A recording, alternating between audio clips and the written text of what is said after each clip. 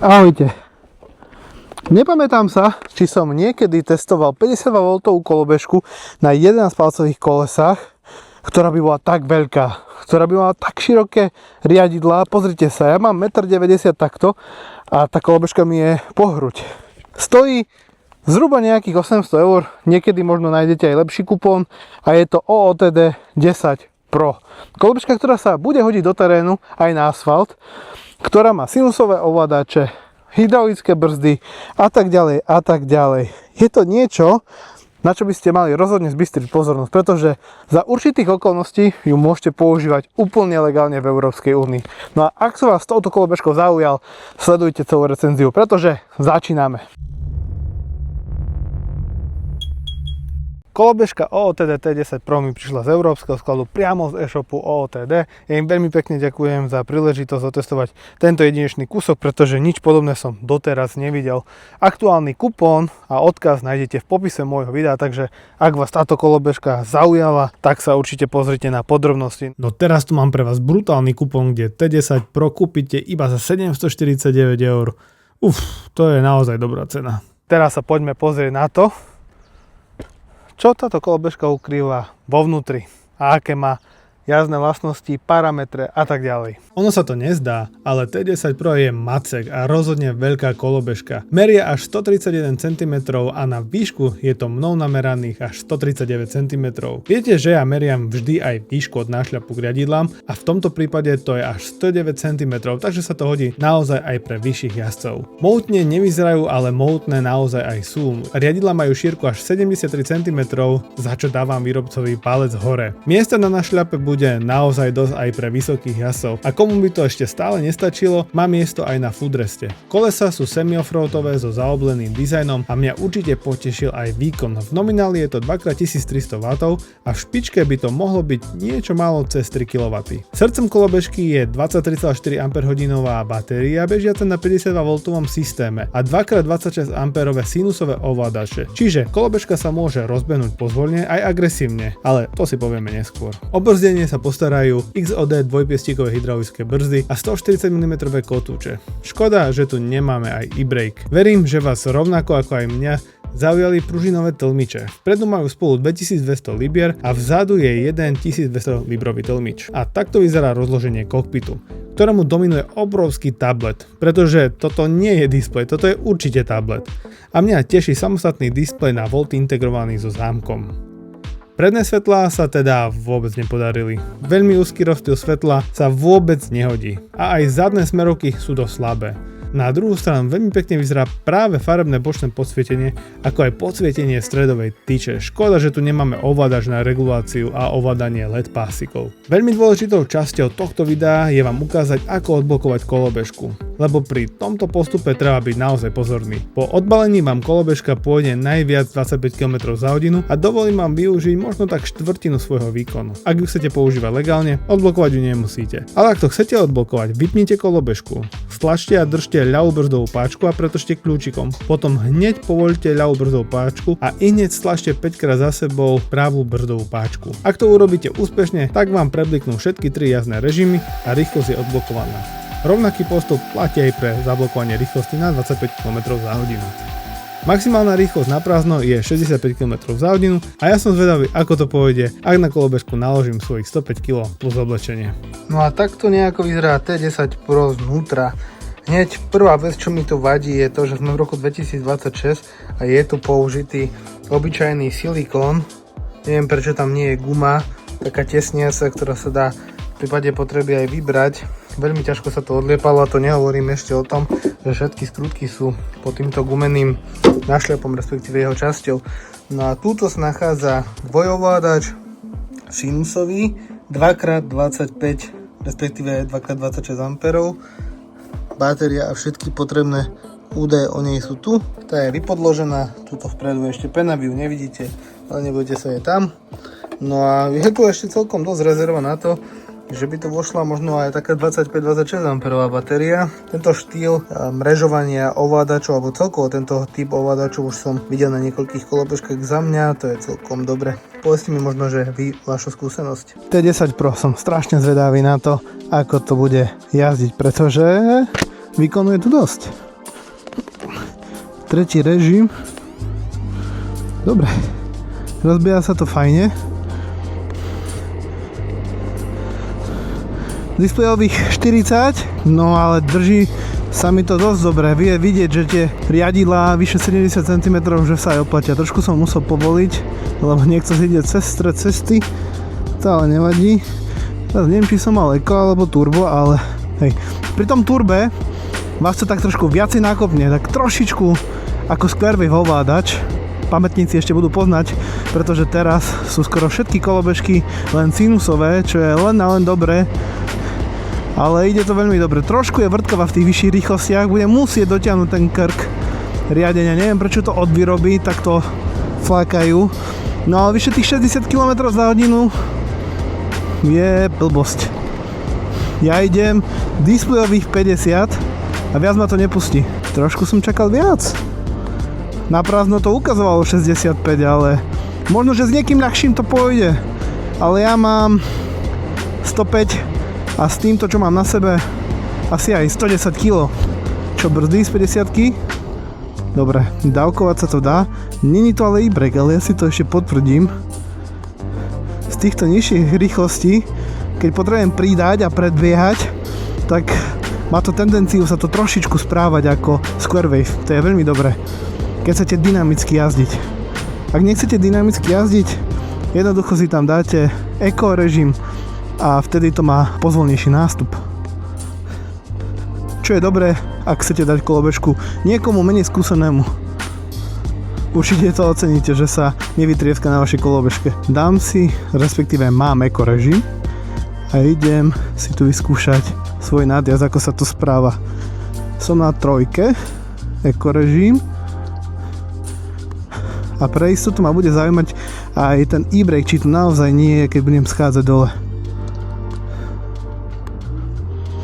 Na tom eku je tá kontrola veľmi dobrá. Na turbe by som sa asi trošku bál. Respektíve bál.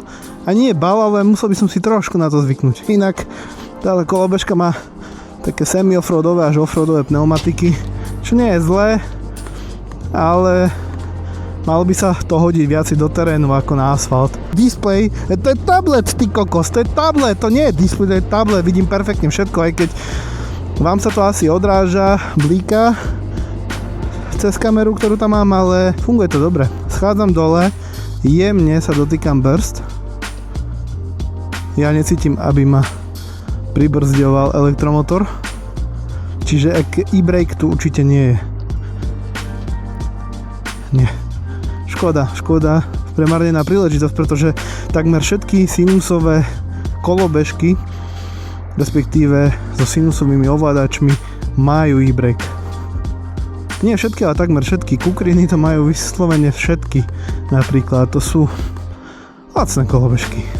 Vyskúšam si ešte maximálku v druhom smere, či náhodou som nemal protivietor. No uvidíme. Plný knedlík, tempomat tu nie je, takže nemám čo brzdiť. 54, 55 displejových, 57 displejových, tak som išiel proti vetre? Možno. 58, ale idem cez 50 určite. 58, 59, 57. Dojazd je pri každom testovaní dôležitý. Tu som sa rozhodol urobiť dojazd pri hybridnej jazde, čiže niečo v eko režime, niečo na plný výkon a niečo pri stredne rýchlom nasadení. Moja záťaž pre kolobežku bola minimálne 110 kg, čo je podľa mňa celkom aj dosť. A absolvoval som 25 km úsek, ktorý síce bol po rovine, ale v dosť výraznej intenzite. Potom zhruba 5 km plný výkon a zvyšok jazdy v tempe približne 38 až 42 km za hodinu. Medzi tým som ešte zašiel na medvedí cesnak. Po tomto výlete mi ostala zhruba polovička batérie, čo je celkom solidný výkon vzhľadom na moje zaťaženie. To, čo sa mi tu najviac páči, je dizajn a to, ako tá kolobežka vyzerá. je veľká, mohutná, 11-palcová, pracujúca na 52V systéme. Aj napriek tomu, že sa tu v P nastaveniach nedá nič nastaviť, tak si tu viete zapnúť, vypnúť predný motor, mať nastavené Eco a Turbo. V Eku aj v Turbe vás vždy potiahne kolobežka do maximálnej rýchlosti daného režimu, bez ohľadu na to, aby vás to nejako obmedzovalo. Ale Eco režim pôjde trošku pomalšie do tej rýchlosti maximálnej a turbo režim pôjde tak dynamickejšie. Presne ten turbo režim je výborný na to predbiehanie. Tak ako som už na začiatku spomenul, kolobežku viete podľa potreby zablokovať na 25 km za hodinu, ale všetko má svoje ale. Zablokujete aj výkon. Namiesto tých 3000 W v špičke dostanete možno, že 500 W. Je to strašne lenivé. Keď si to odblokujete, tak na tom prvom režime, respektíve Mode 1, viete ísť maximálne tých 22-25 km za hodinu, ale pôjdete tak slušnejšie, rýchlejšie. V tom prípade máte tú kolobežku v podstate legálnu, nepotrebujete na ňu PZPčko, vodičák a ja neviem čo ešte. Ak sa ale rozhodnete ju odblokovať teda aj rýchlejšie, minimálne to PZPčko budete potrebovať. Ak s tým chcete jazdiť v teréne, pretože kolobežka je obutá na semi-offroadových pneumatikách, tak je v podstate jedno, ako rýchlo pôjdete. Druhou dobrou vlastnosťou tejto kolobežky je určite displej. Ono to nie je displej, to je tablet. A na tom tablete vidíte aj za takéhoto priameho slnka všetky potrebné údaje. Dokonca tu máme samostatne aj voltmeter, ktorý je tiež dobre čitateľný na slnku. A ja som rád, keď je to takto samostatne. Pripomína mi to éru Laoty kolobežiek, ktoré majú samostatne voltmeter aj pekne s kľúčikom a je to taká klasika. Mne to na kolobežkách celkom aj vyhovuje. T10 Pro je perfektná kolobežka pre vysokých jazdcov. Ja mám aj stopankami 190 cm a úplne perfektne sa mi riadi. Riadidla sú 72 alebo 73 cm široké, úplne stačia. Presne by som si ani nechcel tu dávať nič širšie, ani nič užšie, takto mi to vyhovuje. Výška od našľapu je viac ako 110 cm, čo je tiež veľmi dobre a veľmi sa mi to dobre aj drží. Komu by to stále nevyhovovalo, pretože to má stále nízko, vie si tie riadidla dať s väčším zdvihom alebo s takým rajzom vyšším. Čo ma tu prekvapilo je to, že v roku 2026 kolobežka nemá elektronickú brzdu, čo je trošku škoda. Trošku by sme pošetrili aj brzdové platničky, ale sú tu celkom dobré XOD hydraulické brzdy. Najvyššie výrobca k tomu dal aj náhradné brzdové doštičky, čo je podľa mňa tiež dosť super. Výrobca celkom efektne pridal postranné LED pasiky s farebnou mozaikou a rovnako tak aj decentné podsvietenie stredovej tyče. Trochu mi tu ale chýba ovládač, kde by som si mohol farby ako aj dynamiku svietenia regulovať. No už hádam na budúce. Kolobežka je dobre prúži, takže sa bude výborne hodiť aj do terénu, aj na asfalt, alebo viete, niekedy sa stane aj to, že máte chodník, je tam obrubník a vy potrebujete cez neho nejakým spôsobom prejsť, alebo máte nejakú inú nerovnosť na ceste. S týmto sa vám tie nerovnosti budú prechádzať o mnoho lepšie. Som rád, že výrobcovia si začínajú uvedomovať, že v Európskej únii potrebujeme mať tie kolobežky s nejakým výrobným štítkom, na základe ktorých vieme tie kolobežky lepšie registrovať a sú tým pádom aj nejakým spôsobom aj predajnejšie. Takže máme tu na kovovej alebo plastovej tabličke všetky základné a najdôležitejšie veci o tejto kolobežke. Upozorňujem, ak chcete s ňou jazdiť legálne, musíte ju nechať zablokovanú na 25 km za hodinu. Ak vo vašej krajine je ten zákon benevolentnejší, môžete to spraviť. Určite výhodou je, ale ja to berem už asi aj ako takú bežnú prax, bežnú vec je, že všetky tieto konektory, ktoré prichádzajú z riadiacej jednotky, sú na Julet konektory. To znamená, ak vám odíde spínač, svetiel, rýchlosti, voltmeter alebo niečo, viete ho veľmi pekne rýchlo odpojiť z riadidiel a napojiť tam niečo iné. Nemusíte ísť cez krk až niekde dovnútra a tam to celé meniť. Toto je veľmi dobrá vec a som rád, že to všetci už prakticky výrobcovia robia. Aké negatíva by som dal T10 Pro? Keď som robil test maximálnej rýchlosti, tak nad 40 km za hodinu tá kolobežka bola vrtkáva. Aj napriek tomu, že sú tu dosť široké riadidlá, tak som tú kolobežku úplne nemal tak technicky pod kontrolou. Našťastie sa to dá vyriešiť tak, že pritiahnete alebo pritlačíte ložiská, ktoré sú tuto v tomto stredovom krku a tým pádom sa bude kolobežka lepšie správať aj vo vyšších rýchlostiach a nebude mať tendenciu na wobbling. Škoda, že to takto neprišlo už priamo od výroby. Druhou vecou sú tie svetla. Škoda, že tu vôbec nie sú predné smerovky, zadné brzdové svetlo. Zase je to premárnená príležitosť. Mohli by tí výrobcovia urobiť niečo lepšie A nemuselo by to byť až také drahé. A kľudne nech si ten patent medzi sebou dávajú, predávajú, hlavne by to bolo lepšie pre bezpečnosť cestnej premávky. Trošku mi vadí, že aj napriek tomu, že tu máme kolobežku na sinusových ovládačoch, tu nemáme e-brake. Všetky lacné, aj najlacnejší kukrín má elektronickú brzdu, ktorá sa možno že aj nedá nastaviť, ale je tam v nejakej príjemnej, potešiteľnej forme. Tuto nie je a tým pádom, keď chcete len jemne pribrzdevať, tlačíte vždy na tie platničky. Čo by vám zase urobil ten e-brake pri jemnom stlačení brzdových páčiek, by vás to až tak neobmíňalo. Našťastie výrobca tu pridáva aj náhradné brzdové doštičky. Niekomu sa možno nebude páčiť váha. Kolobežka má až 40 kg. Čiže na nejaké to prenašanie do vlaku alebo do autobusu alebo do kufra budete potrebovať trošku viacej síly, ako by ste si možno mysleli. Fakt, tá kolobežka je veľká. Ona nie je možno, že tak dlhá, ale je vysoká. A 40 kg, pokiaľ nemáte skúsenosti s prenášaním ťažkých bremien, môže byť trošičku záhvu. Trošku mi tu chýba tempomat.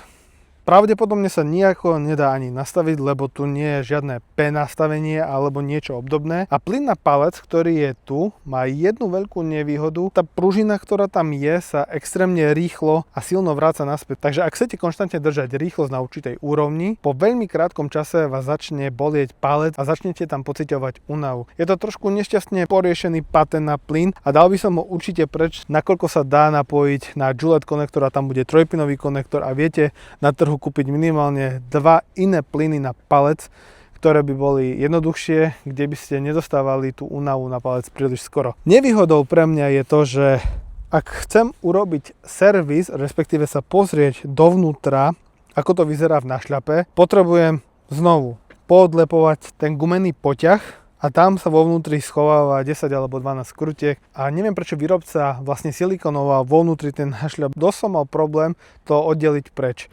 V dnešnej dobe v roku 2025-6 sa už používajú gumené tesnenia, ktoré tento problém vyriešia a vy máte kolobežku zaizolovanú a hlavne sa tam viete o mnoho rýchlejšie a bezpečnejšie dostať. No a ten displej má jednu zásadnú nevýhodu. Ono je obrovský, je veľký, je to tablet, fakt asi 8-7 palcový. Ale tým, že má lesklú povrchovú úpravu, bude na ňom veľmi rýchlo vidieť všelijaké možné škrabance, čo nemusí byť veľmi príjemné podľa mňa. A pre koho je OOTD T10 Pro určená? Nuž, je to zaujímavá kolobežka za veľmi dobrý peniaz, pretože za nejakých 800 plus minus eur viete dostať naozaj veľkú, mohutnú, bezpečnú kolobežku, má 11-palcové pneumatiky, dostatok výkonu pre začiatočníka aj pre takého skúsenejšieho kolobežkára, ktorý už má čo to za sebou, pretože na ekorežime sa vám tá kolobežka krásne začne rozbiehať a do tej rýchlosti sa veľmi pozvolne dostanete. Pri turborežime bude kolobežka živšia, zažijete tam trošku viacej adrenalínu a bude sa to hodiť možno, že aj viac do nejakého prostredia, kde bude povedzme nejaký terén. Pretože keď máte lenivú kolobežku v teréne a v kopci, tak to s vami veľmi nebude chcieť ísť sa šplhať alebo čo. S turborežimom to bude zabavnejšie, svižnejšie a určite to vyjde aj kopec. Dávajte pozor, kolobežka, pokiaľ ju odblokujete na 25 km/h, môže byť v nejakých krajinách nelegálna, ale viete si ju zablokovať na 25 km/h a tak mať v podstate legálnu kolobežku.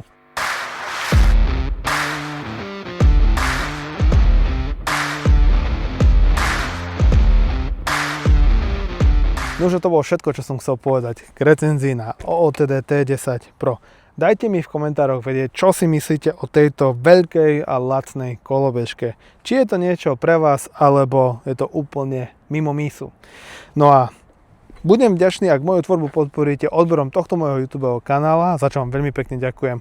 Určite vám odporúčam sledovať aj veľkú slovensko-českú facebookovú skupinu o elektrických kolobežkách, bicykloch a tak ďalej. No a spolu sa vidíme pri ďalšom videu, pri ďalšej recenzii, nech už to bude čokoľvek. Majte sa krásne, čaute.